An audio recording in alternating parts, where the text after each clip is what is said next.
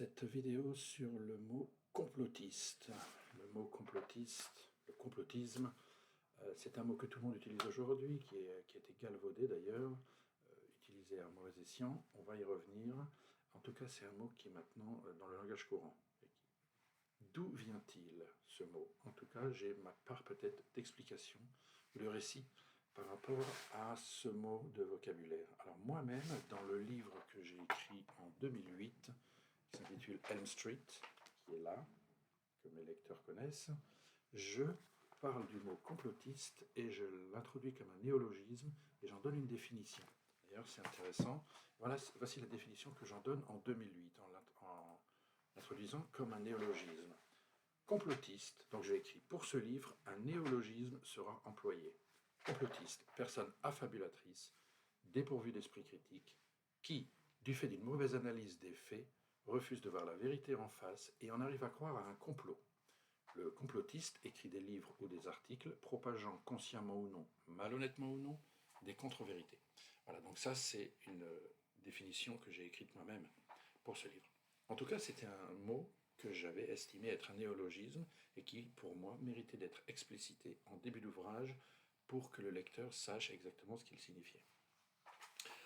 Et dans l'affaire de l'assassinat de Kennedy, dont je suis un spécialiste, j'explique dans mon livre qu'il y a une version officielle, le résultat, les conclusions des enquêtes officielles de la police, du FBI, des enquêteurs de tout poil, des scientifiques, bien sûr, et on conclut à la culpabilité de Lee Oswald.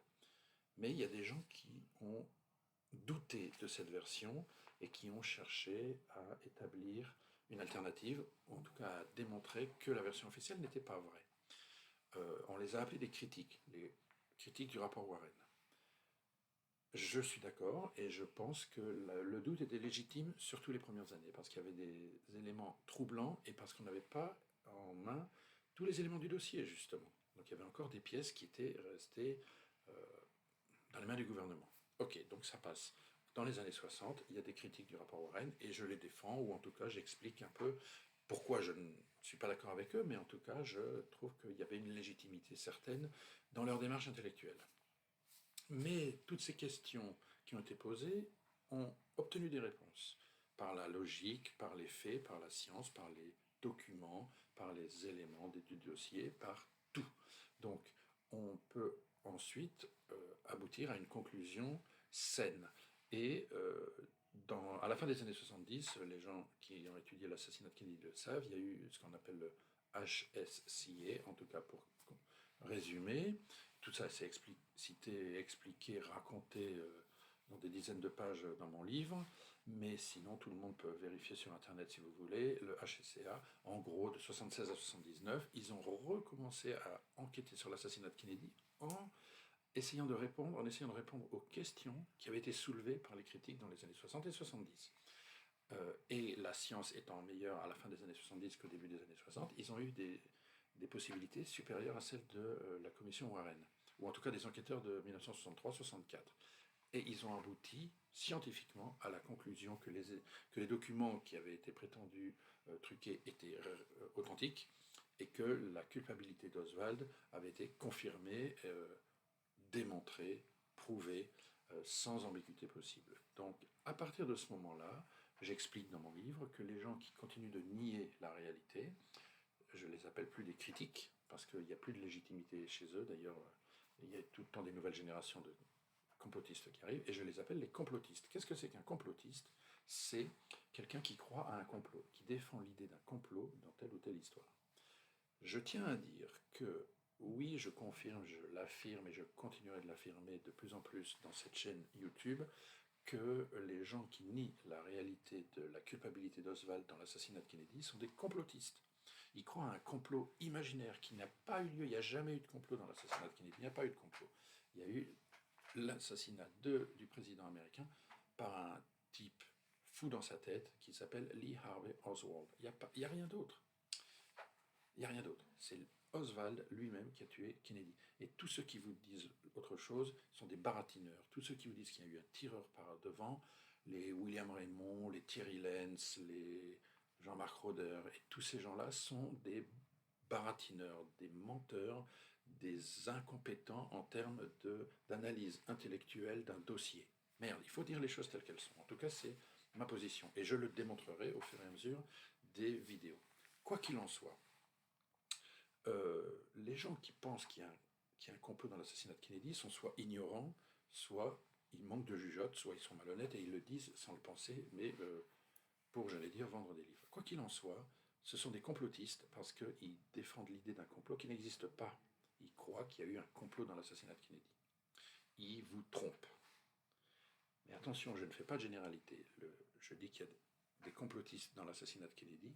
Ça ne veut pas dire qu'il y en a ailleurs, ça ne veut pas dire que les complots n'existent pas. Non, non, je ne fais aucune généralité. Je dis juste que l'honnêteté intellectuelle de quelqu'un qui se met à chercher les réponses dans l'assassinat de Kennedy et qui les trouve, puisqu'elles sont maintenant accessibles, dans mon livre, mais dans bien d'autres, je pourrais citer beaucoup d'autres, d'ailleurs je les cite tous dans mon livre, hein, eh bien, les réponses existent. Si on est honnête et qu'on va au fond du dossier, on trouve les réponses, et les réponses sont sans ambiguïté. La culpabilité du seul Oswald a été aujourd'hui démontrée par la logique, j'allais dire par les faits et par la science et par tous les tests qui ont été faits par des personnes indépendantes dans le monde entier durant des décennies. Voilà. Maintenant, l'origine du mot complotiste, attention, attention, c'est important. Pourquoi j'ai utilisé ce mot complotiste? Ce n'est pas moi qui l'ai inventé. Alors, c'est peut-être dans mon livre, hein, finalement, que je vous montre, c'est peut-être le premier livre en France qui a utilisé le mot complotiste. Je n'en sais rien, vérifiez, peut-être que quelqu'un me sortira un livre qui est sorti avant celui-là et qui comportait le mot complotiste, je n'en sais rien. En tout cas, celui-là, il est sorti en 2008. Si c'est pas le premier, si c'est le 10e, ça m'est complètement égal. En tout cas, j'ai estimé que c'était un néologisme, et ce qui est drôle, c'est qu'on m'a accusé d'utiliser ce néologisme au début. Bon, à l'époque, je crois que c'était sur Amazon, les commentaires du livre, et même ailleurs sur Internet, des gens qui ont dit ah, Carlier, il invente des mots, Carlier, il utilise des néologismes, voilà. Carlier utilise le mot complotiste, on ne sait pas ce que ça veut dire, c'est un mot nouveau. Voilà, donc j'avais été accusé de ça. D'où vient ce mot dans ma petite expérience? À l'époque, je faisais partie du cercle zététique. Et la première personne que j'ai entendue utiliser ce mot, c'est mon président, le président du cercle zététique de l'époque, monsieur Paul-Éric Blanru.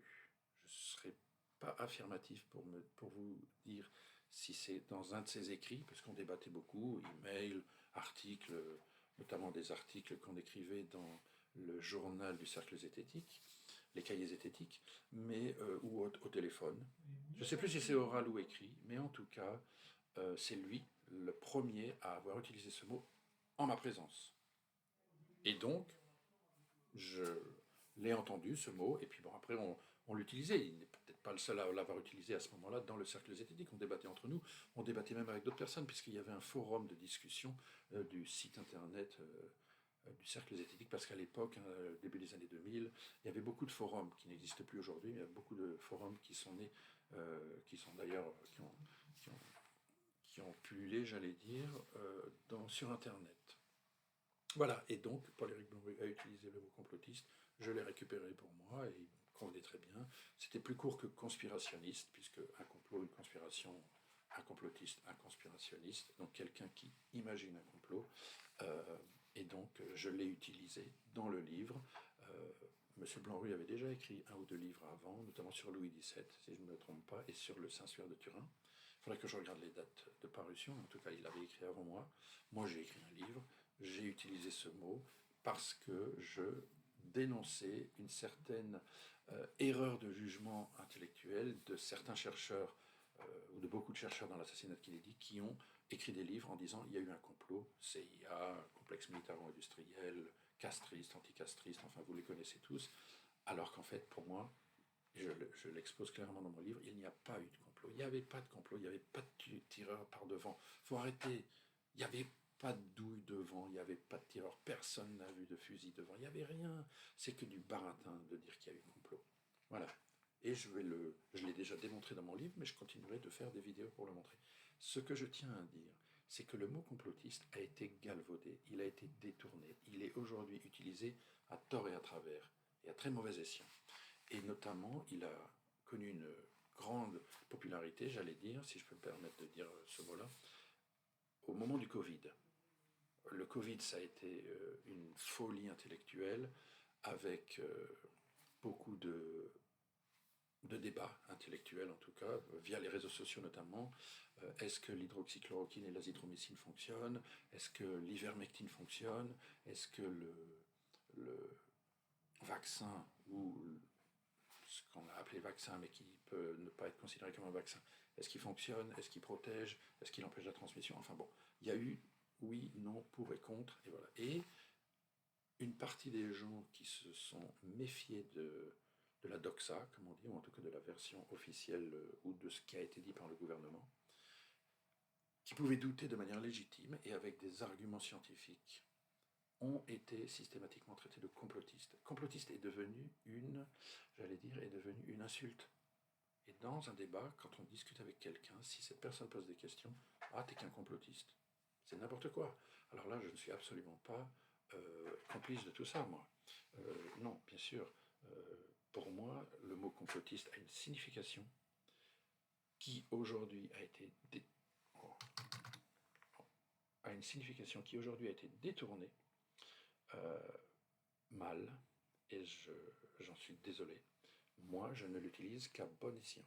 Je n'utilise le mot complotiste que lorsque j'accuse quelqu'un de propager des théories fumeuses alors que cette personne devrait vérifier et avoir peut-être un peu plus de jugeote ou d'esprit critique pour justement éviter de propager des mensonges ou de la désinformation, puisque notre devoir à tous, si on est honnête, c'est de défendre la vérité et les faits, quelle qu'elle soit la vérité d'ailleurs, et quels que soient les faits, qu'ils nous plaisent ou non. Si ça nous plaît, tant mieux, si ça ne nous plaît pas, tant pis, mais si c'est la réalité, si c'est la vérité, on est honnête, on doit le dire. On doit dire la vérité. Et un complotiste, je les ai tous connus, moi, ces 40 dernières années, j'allais dire, dans l'assassinat de Kennedy, 35 dernières années. Et il y a beaucoup de gens malhonnêtes dedans. Il y a beaucoup de gens peut-être même un peu... Bon, bref. Voilà ce que je dis. Complotiste, ça a une signification. Si ce mot, que je suis l'un des premiers à avoir utilisé en France dans un livre, et je le revendique, j'ai dit qu'il y a des complotistes dans l'assassinat de Kennedy. Je ne dis rien d'autre. Je ne sais pas s'il y en a dans d'autres affaires. J'ai étudié certaines affaires, mais je ne suis expert que dans une seule. Et donc je ne suis une référence peut-être que dans une seule. Voilà.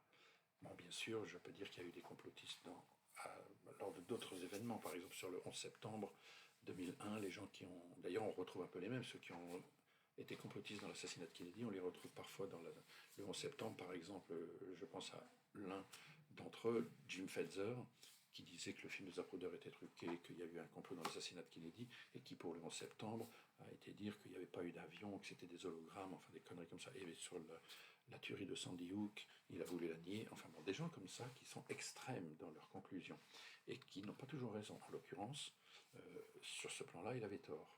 Il dit qu'il y avait un complot dans l'assassinat de Kennedy, il n'y en avait pas.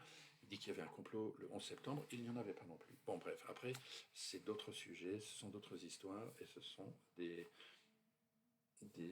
y a nécessité d'argumenter, pas juste de dire des histoires, de dire des petites phrases comme ça. Voilà, donc j'évite.